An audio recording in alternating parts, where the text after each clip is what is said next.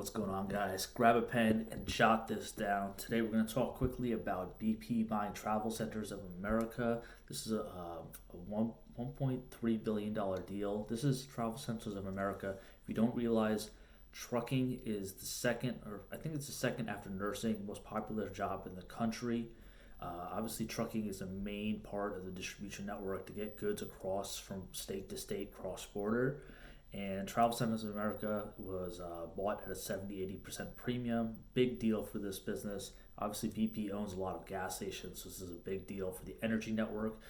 An expansion, more of a horizontal expansion, but Travel Centers of America has been around for many decades. Uh, Obviously, they're a convenience store and gas station and designed for truckers, so it's a pretty big business model.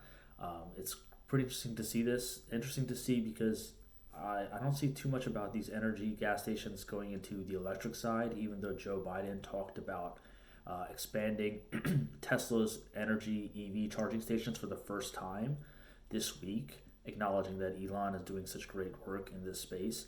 But it doesn't matter because at this current moment, we have this dichotomy of, renewable versus non-renewable.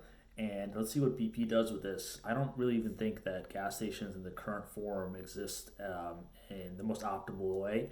I think convenience stores are really big, large vending machines. So let's see where this goes into the future. I think it's more appropriate to go probably um, to just cater truckers, provide them with better servicing, provide them with better offers.